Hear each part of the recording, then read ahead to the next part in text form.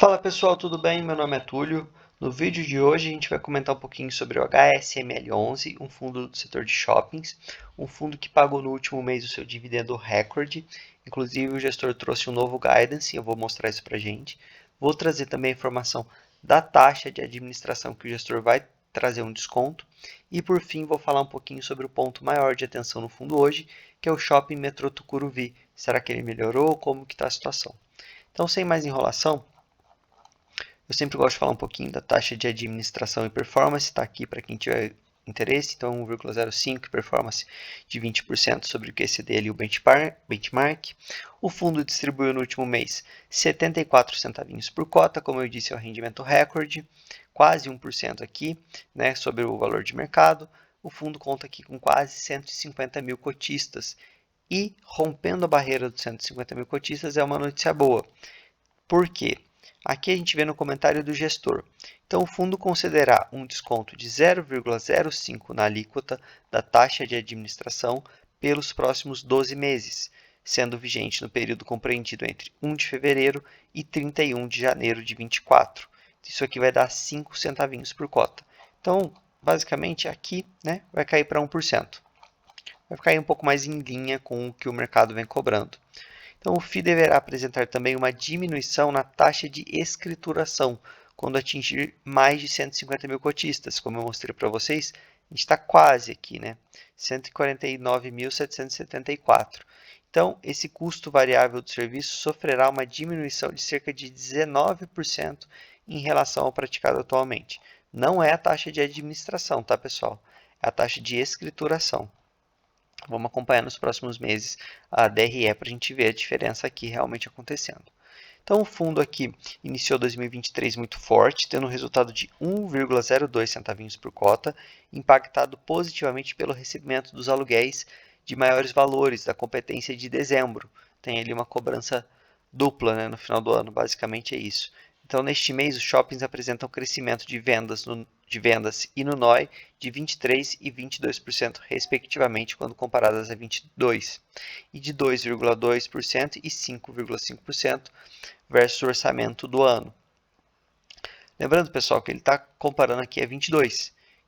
E nessa época do ano passado, a gente tinha ali a variante daquela doença, que eu não posso falar o nome aqui no YouTube, acontecendo. Então, o ideal seria comparar com 2029. De qualquer forma, o fundo vem aqui tendo um resultado muito forte. Tá? Então, aqui a gente vê a distribuição anunciada, como eu disse, de 74 centavinhos. E o fundo hoje tem acumulado R$ 1,28 por cota. Então, daqui a pouco aqui ele está chegando em 2 resultados, já 2 meses acumulados. Muito interessante, né? E aqui ele traz o guidance que eu comentei para vocês no começo do vídeo. Então, ele aumentou o guidance de distribuição para 70 a 74 centavinhos por cota para os próximos 6 meses. Então, não é no primeiro semestre, tá? É para os próximos 6 meses. A gente vê aqui no gráfico que ele trouxe, ó, então é de março até agosto. Ele vai pagar, então, entre a banda inferior e superior, 70 e 74 centavinhos. Muito bom, né? Mas eu tenho que lembrar para vocês que esse fundo tem aqui a alavancagem e tem também o Shopping Metrô Tucuruvi que a gente tem que ficar de olho. Eu vou trazer informações sobre isso para vocês daqui a pouco. Lembrando que, pessoal, se estiverem gostando aqui do meu conteúdo, eu estou me esforçando bastante para trazer pelo menos 2 vídeos por dia. Então eu peço like e a inscrição para vocês não perderem nada, tá bom? Liquidez aqui muito boa, quase 2 milhões ao dia, então super tranquilo. Aqui a gente consegue já ver um pouquinho da alavancagem. Então ele tem em imóveis aqui 2,3 bi, tem um valor em caixa, tá? Um pouco mais de 80 milhões, e aqui a gente vê a securitização, quase 900 milhões. Então, fazendo essa conta, o fundo hoje chega ao patamar de 34% de alavancagem, é o fundo de shopping mais alavancado, por isso a cota, inclusive, vem sofrendo bastante. A gente tem sempre uma relação risco-retorno, né, pessoal, que eu comento muito com vocês. Aumentou o risco, tem que aumentar o retorno. Como o dividendo subiu, mas não foi para R$ 1, até porque seria inviável, então a cotação cai para poder ali o fundo pagar. Hoje ele está pagando 12%, então a cota se ajusta no mercado para compensar o risco-retorno. Todo mundo que investe está sempre de olho nisso, então por isso que eu bato tanto para vocês nesse ponto. Aqui a gente vê as obrigações do fundo. Então são vários CRIs e ele traz aqui a média para a gente, né, ponderada. Então 58% está em IPCA mais 7,14, 42% em CDI mais 2,64.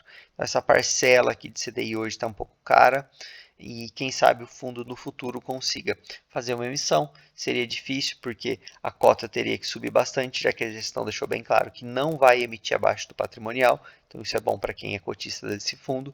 Por outro lado, a gestão vai precisar de dinheiro, eventualmente, para fazer a amortização desses CRIs. Ou, enfim, se ele conseguisse fazer aqui uma emissão, ele poderia pré-pagar essa dívida, que também seria muito bom. E é o que eu comento.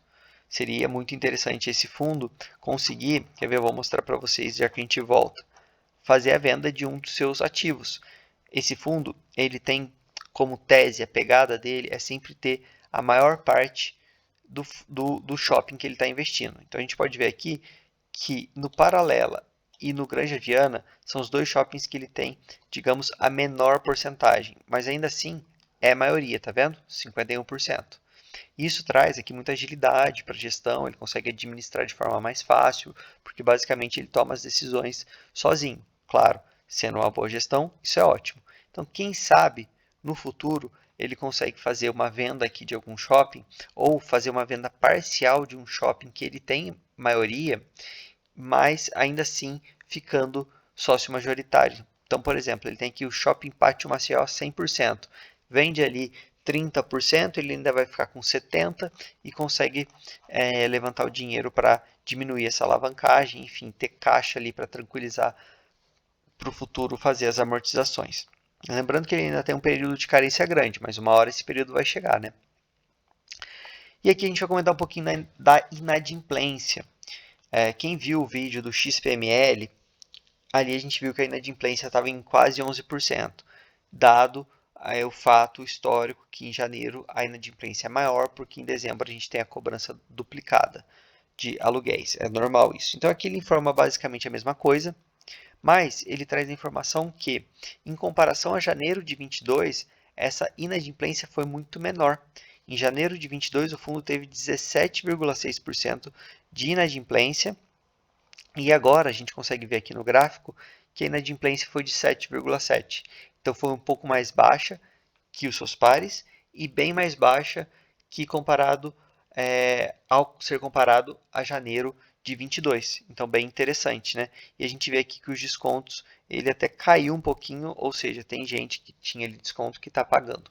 Aí, interessante a gente acompanhar aqui os próximos meses, porque em janeiro, como tem essa cobrança dupla de aluguel, é muito comum eles parcelarem essa parte que está inadimplente. Então a gente vê aqui nos próximos meses a inadimplência caindo. Se esse for o gráfico que for apresentado para a gente nos próximos meses, está tranquilo, basicamente é isso que a gente tem que olhar. E aqui tem uma notícia boa, né? A taxa de ocupação do fundo está aqui mais alta até que a média, se a gente for olhar, mesmo considerando janeiro, que é um mês que tende a cair. Então aqui está bem tranquilo. Aqui tem os indicadores do fundo, né? Lembrando que ele poderia colocar o nome por extenso, porque aqui realmente fica um pouco ruim para a gente ler. Ter que decorar as siglas aqui é muito, enfim, desconfortável, mas tudo bem. Eu quero mostrar para vocês só a questão do Shopping Metrô Tucuruvi. Os outros, pessoal, tá mais tranquilo, tá bom? Quem quiser ler, tá bem interessante. Lembrando que ele está comparando sempre a 22, e seria interessante comparar a 2019.